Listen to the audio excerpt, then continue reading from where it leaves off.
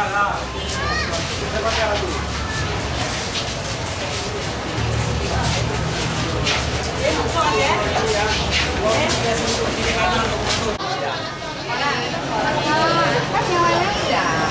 jadi saya rasa itu wajar aja ya kalau kita sebagai non-muslim kita harus menghormati, saling menghormati lah.